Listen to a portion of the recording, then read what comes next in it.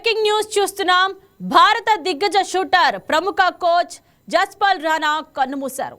ఇటీవల జర్మనీలోని మ్యూనిచ్లో జరిగిన ISSF world cup నుంచి భారత్కు తిరిగి వస్తున్న సమయంలో అస్వస్థతకు గురైన ఆయన ఆసుపత్రిలో చికిత్స పొందుతూ తుది శ్వాస విడిచారు.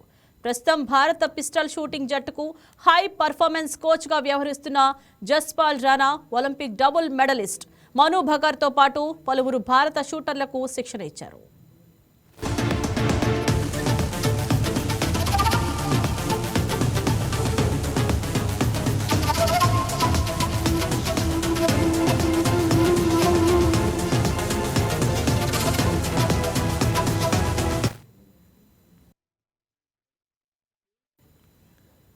జస్పాల్ మృతి పట్ల ప్రధాని మోదీ సహా కేంద్ర మంత్రులు, రాజకీయ నాయకులు, క్రీడా ప్రముఖులు సంతాపం వ్యక్తం చేశారు.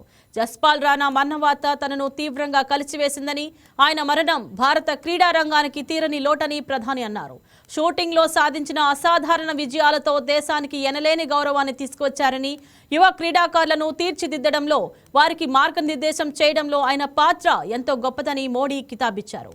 ఐఎస్ఎస్ఎఫ్ వరల్డ్ కప్ లో భాగంగా ఇటీవల జర్మనీ నుంచి భారత్కు తిరిగి వస్తుండగా రాణా అనారోగ్యానికి గురయ్యారు. విమానం దిగిన వెంటనే ఆయన్ను ఢిల్లీలోని ఆసుపత్రిలో చేర్పించారు. అక్కడే చికిత్స పొందుతూ ప్రాణాలు కోల్పోయారు.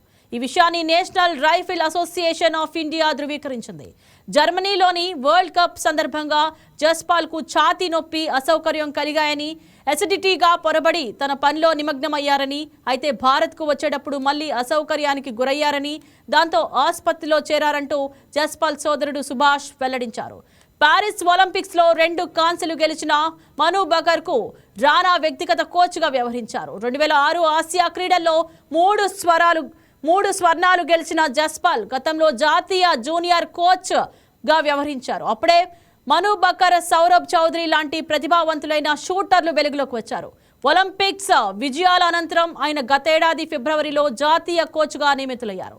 25 మీటర్ల పిస్టల్ విభాగంలో హై పర్ఫార్మెన్స్ కోచ్గా ఆయన బాధ్యతలు స్వీకరించారు.